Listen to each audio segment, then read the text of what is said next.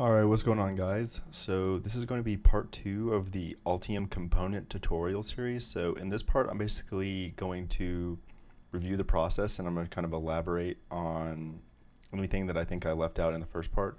The purpose of the first video was to try to get you through as quickly and as efficiently as possible in case you just need the information right then and there and you want to know like the bare minimum that you needed to know to create your own components. So in here, I'm going to kind of just go, back through some of the and kind of highlight key points in the process or helpful information that I think you should know. So I guess the first thing that we'll kind of jump into is the first step that I listed in that tutorial, which is right-clicking and adding a schematic library, and then I ended up adding a PCB library to the project. So if you read the documentation on Altium, you'll see there's just a huge amount of information on all the different ways you can kind of structure and format and kind of create your own libraries, all the different ways they have those things formatted. And the key takeaway from that, I think, is that it's literally the same exact information, just being formatted and packaged in a different way. The reason you might choose to go with something like a database library or an integrated library or something like that, I think it depends on, like, say you're working at a big company with, dozens and dozens of engineers all drawing from the same library in order to try to, design and work on this huge collaborative project. Then, having a big database library, having a certain format of library makes that process much, much easier and much more efficient. Otherwise, versus say you're working at a small company with only a few engineers, right? Then you don't need to go through the whole hassle of setting up, a library like that. Something simple will do just fine. So the option that I went with in my tutorial was I created a library within the project itself. Like in the documentation, you can read, and I think, let me see, I'll even show you. You can, let me see, if you do libraries, you can click up here and you can do a file-based libraries preferences, and then you can install some libraries, right? Let me see, if you just install and then you kind of go projects, multi-library, so you'll see here's the libraries right here that I have. So basically the way this works is you say you have this your schlib like on a server somewhere where everyone in the company can reach it, or everyone on your team can access it, as opposed to just on my local library files. That would be a reason like you use like the installation method or something like that. And then also you can have like you can actually have like a library where you just curate the library. It's not like you don't have to create a new library every time you create a project. You can just you can add to your library continuously. So that's like one takeaway I want to bring to your attention. The other thing is Altium kind of mentions as well, there are like some ways you can think about formatting a library. So if you look at this, the example schlib I made, so let's say I'll show you something that I've gone ahead and done. I don't know if there's like there's a save, but I want to do a save as or something like that. Or let me just go back to projects and the components tab, and then we'll do library preferences, and then we'll go project and we'll do add library. So basically here what I went and did was, if you look in your Altium folder, I went and added this folder, this libraries folder, right? And so my plan was to just create it's a standalone libraries folder. And then one thing that Altium says you might think about doing is, so you know how I named this thing schlib underscore example? Well, what if you did something like schlib underscore resistors, or schlib underscore connectors, schlib underscore capacitors, schlib underscore transistors? So you could just categorize your libraries that way. Because as you saw, I mentioned and then gave this wonderful example, I designed my ID 0000 or 0001, then you could have a lot of components in there. So breaking up your components that way could be a really elegant way of, you know, formatting your data where it's easy to draw from. You can see right away, oh, I need to go to my resistor library, and I can search for that. I mean, Altium supports some pretty powerful library filtering tools. So sometimes it's not 100% necessary, but it still makes things, you know, very convenient for you. So yeah, that's pretty much kind of what I have to say about the integrated library part. And I'll go more in depth about how that stuff goes. But basically, know what I did whenever I did this was I just added a local library to the project, a local schlib.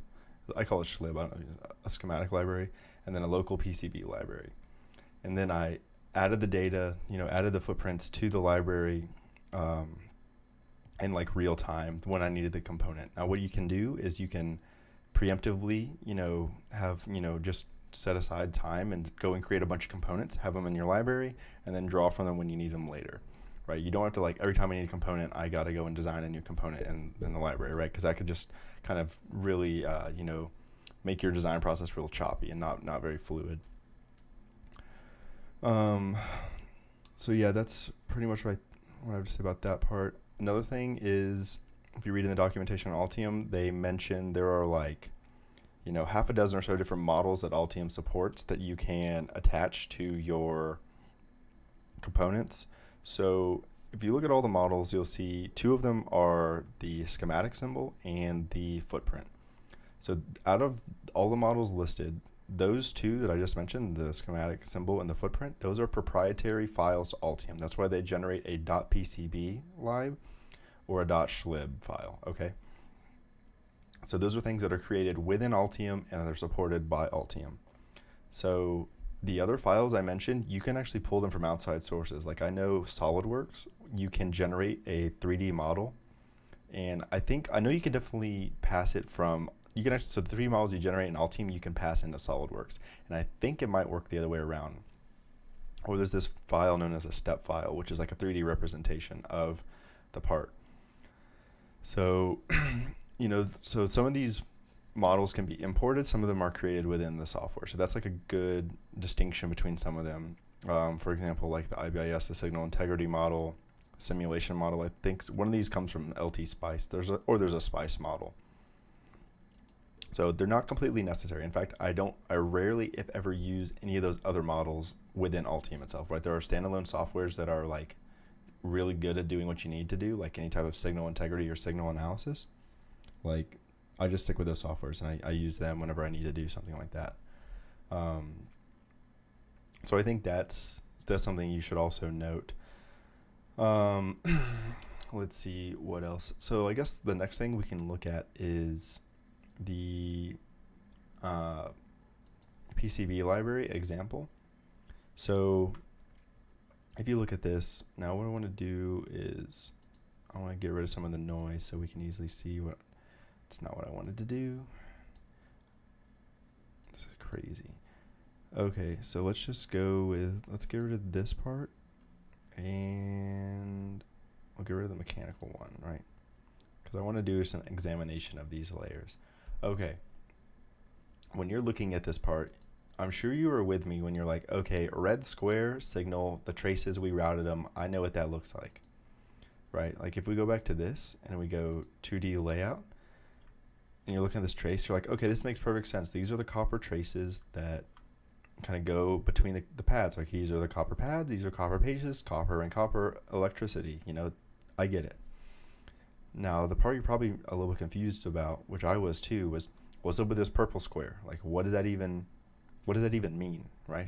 Does anyone have any idea what this purple square means? Because it confused me for a long, long time. And now, I mean, obviously, I know what it is now. And so what it basically is this is representing, this is what is referred to as the top solder layer. The best way to explain this is these are the files or the graphical representation that's used to denote or used to create the solder mask for the PCB. So if we go to this example again, and we do view and we do 3D layout mode, so do you see where there's like a nice thick green coating around this bad boy, and then we can see the traces routed underneath it as well, where it's, you know, it's like a little see-through, and then here you can see it's completely exposed copper, right?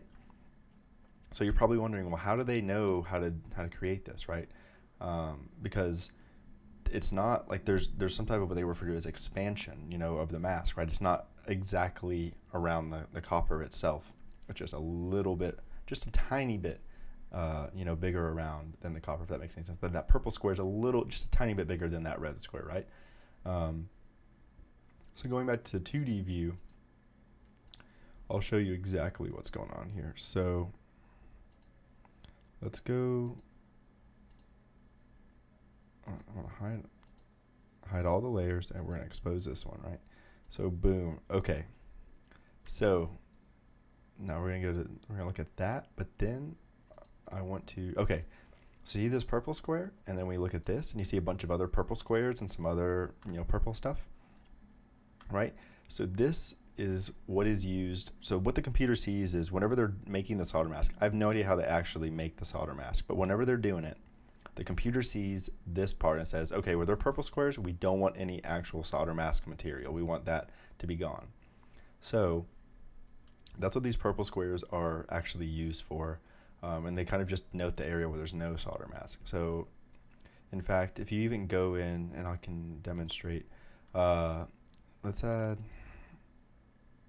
see, we'll go used on, right? So we should be back. I don't know why it said that's gone, because these are here too. Okay, so if we go back to this and we go on top solder and we click this, let me see, there was, okay, so we want to get rid of the components real quick, because, so I just got rid of that because I want to see this full screen thing, right? So this is the pad stack, so we don't care about that. These are the properties. So paste mask expansion, this is what I was talking about, or solder mask expansion, I should say. We'll get to paste mask expansion in a second.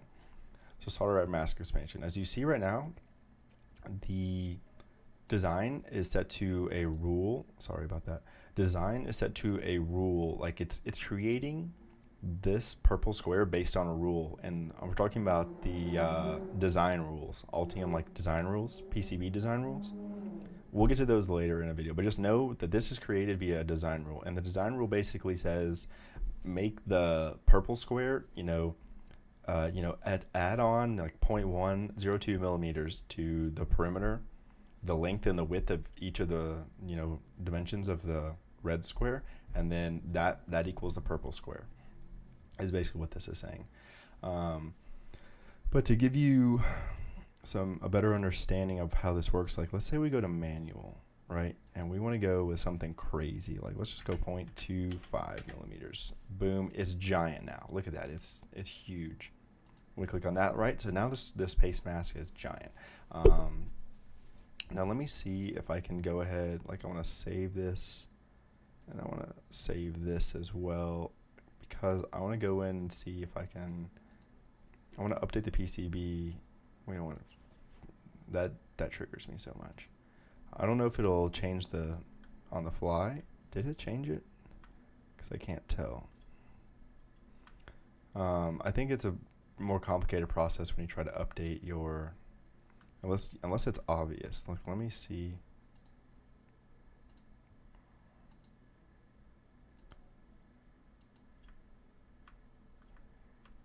Oh, see, we also want the purple one on too. So yeah, it's supposed to be this one right here, because it's R101, and it didn't update for it. But if you would update this, I have to figure out how I update it. I'm not sure what I do to update this. Oh, I think we go here and we go design and we go update. There should be like an update from libraries. Okay, let's try that. Okay. Hopefully this doesn't just wreck everything. We're doing this in one take. Okay, so it's updating all our components. I don't think it's going to completely wreck it. And now let's go with design, update PCB document. Validate changes, except for that stupid room. Okay, so it looks like nothing happened again, which this really sucks. Maybe I'll cut this part out. Who knows? But anyways, all I was trying to demonstrate is that this purple square should have gotten larger. I had to figure out there's something update parameter from database.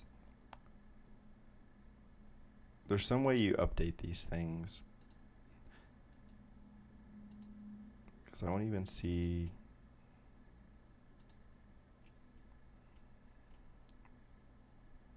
Location parameters, graphical part choices. So I want to see the.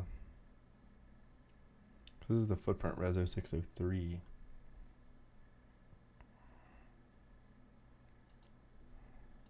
Basically, I wanted to show that this purple square got much larger on the document. I mean, it did in there, and there could be a number of reasons why it's not updating for me. I don't know what those reasons are, but basically, that's what I wanted to illustrate. I'm not 100% sure what is tools. Is there an update from PCB libraries? I mean, that doesn't do anything. Oh, okay. I wonder if it's gonna.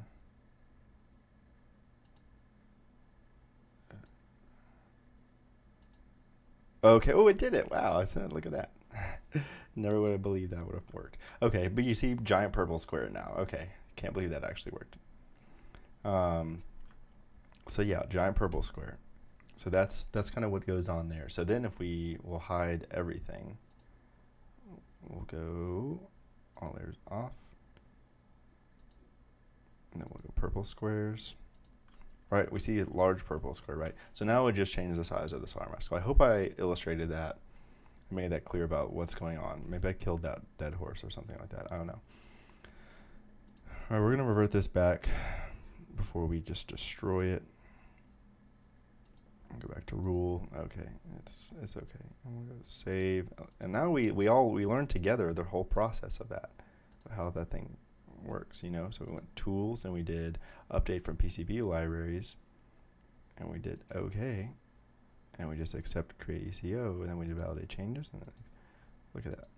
We learn something new every day, and look at that. Oh, whoops, we're experts in Altium now. Like, someone give us the Altium competency award or something.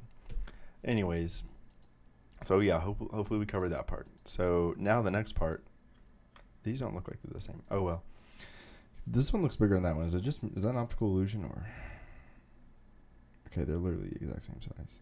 Okay, we need to stop messing with that anyways, so the next part you're probably wondering is, what about this gray square? Like, what? We have another square inside a square? Like, this is there's even more mystery here. What does this even do? So what this gray square is so during the manufacturing process, what they do is, in order to apply solder across these because these pads are tiny. Remember, they're like millimeters, right? Like we do tools, we do reports, we do measure distance. Like, look at this. This is,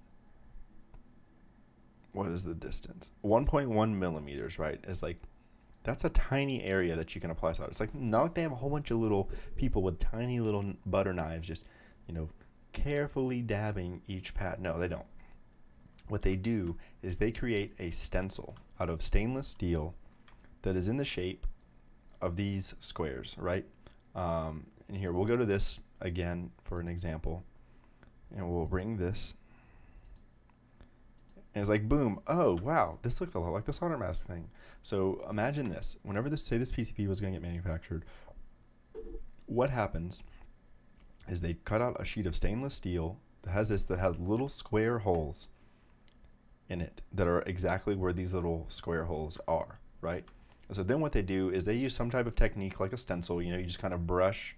You can be much more, fast and loose with your soldering application, right? Because you have the stencil to protect it.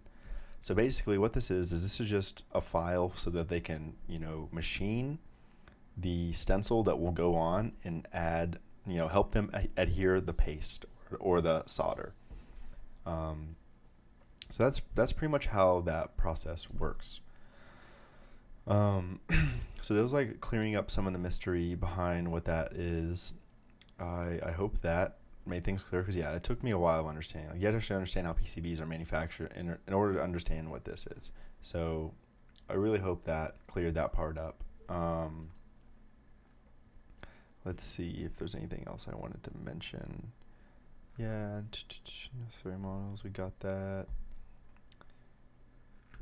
So I guess one of the final things I can mention is something that I kind of forgot on the beginning tutorial, which is a great thing that you might consider doing to all your components, is you go to Schlib and you want to, the library, you want to do that, and you want to edit. So here we want to add a parameter, so we want to add a link. Let's add our data sheet to this, right? We're going to go with link, and we're going to go with data sheet.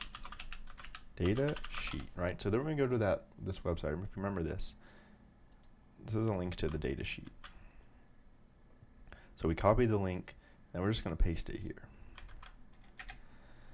So boom, we added that. So that's also a very helpful thing to do, because that way you can quickly reference it for whatever reason. I think it's very useful to do that. So I think this pretty much covers all of the extra stuff that I think I left out.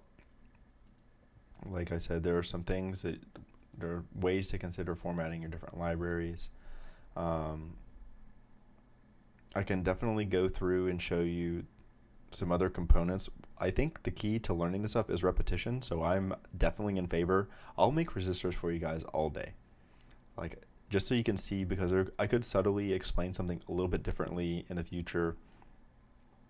You know, or just, you know, add some nuance or something like that, just so things are more clear. And that's I think that's what a key, like you know, advantage or a key point in repetition is that it just helps you pick up on different things each time. So definitely that. And I'll be doing different components as well, right? We'll do some really complicated stuff, like some ball grid array processors. We can do some ICs with 100 pins on it.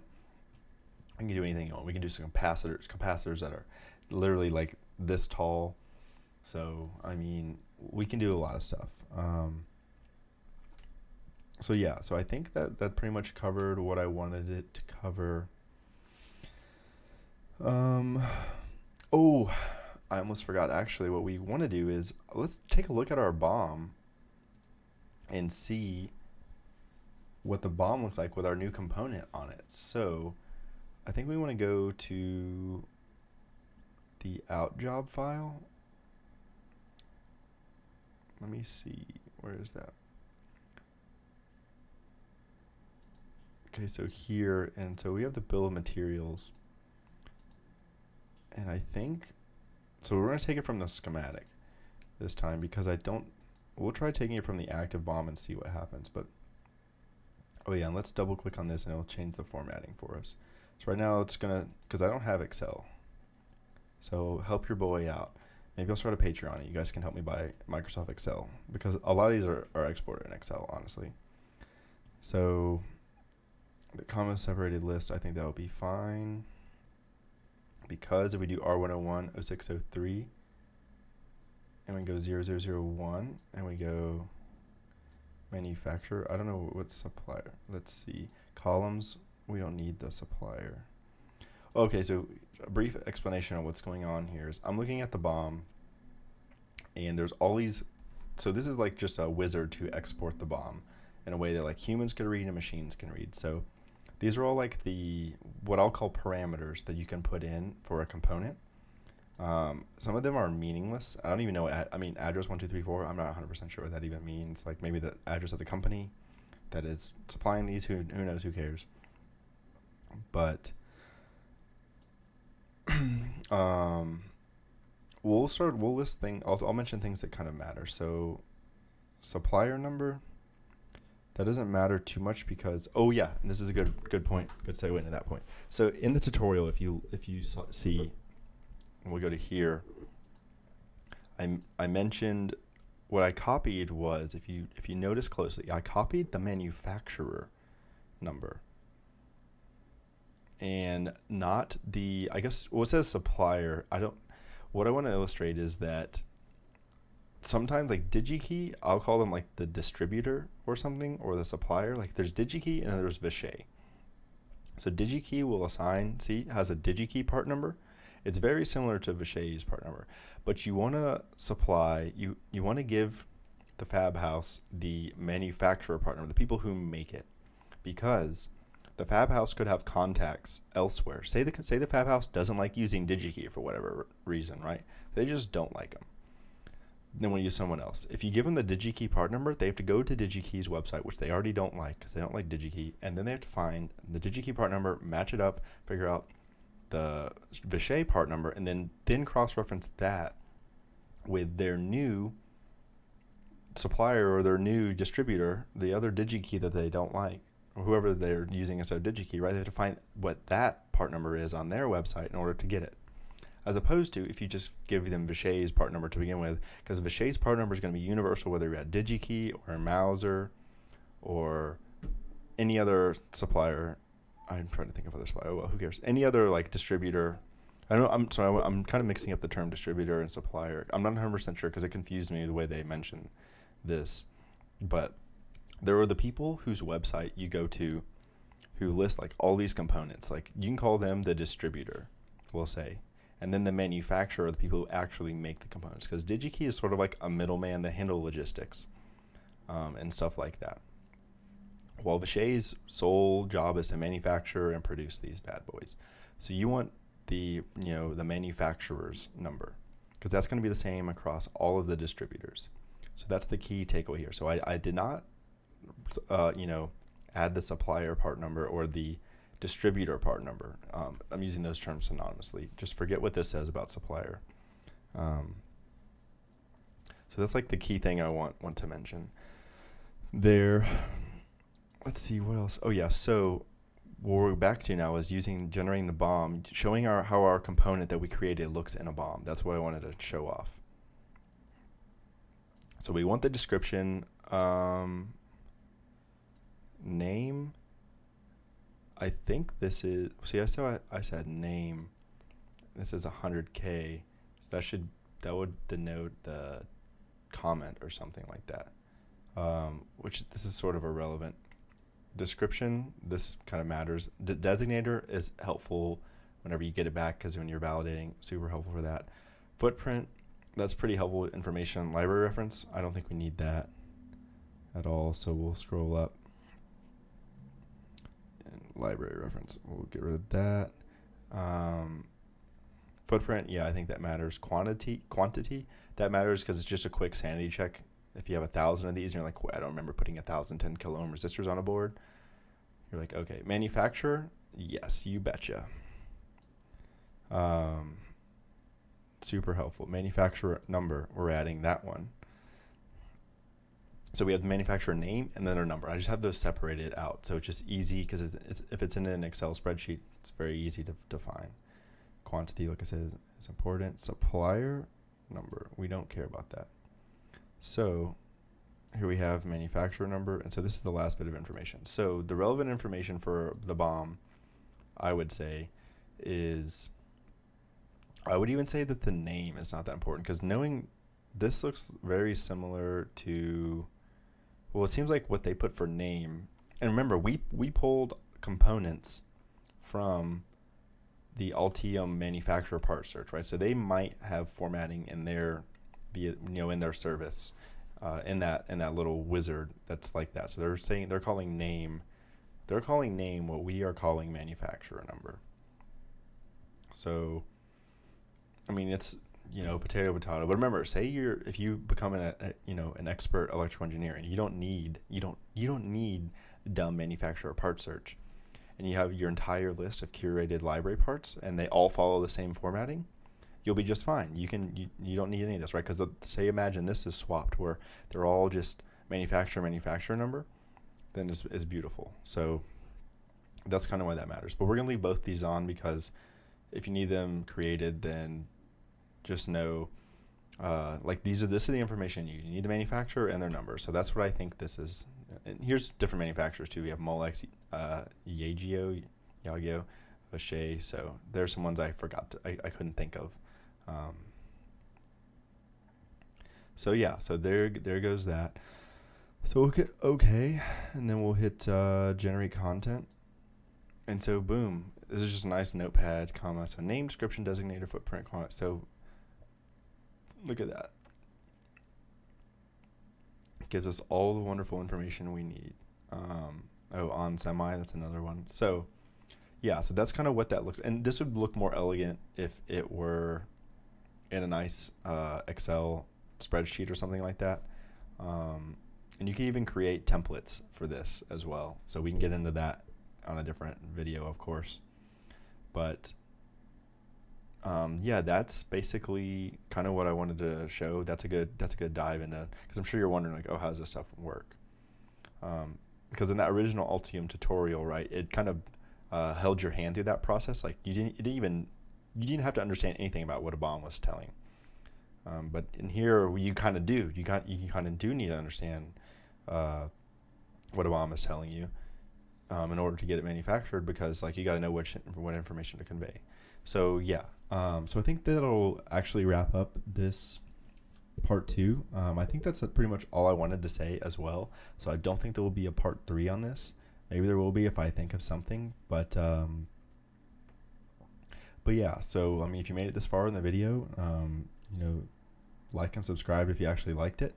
If you hated it, do give me a thumbs down. I love the feedback; it's super helpful. Another thing is leave a comment below if there's any, like I said, any type of information you want me to cover. I'll definitely read it and I'll do that. Any ideas, any suggestions you have for making these videos better, I'll gladly do that as well. So yeah, so I want to say thank you if you made it this far. I really appreciate it.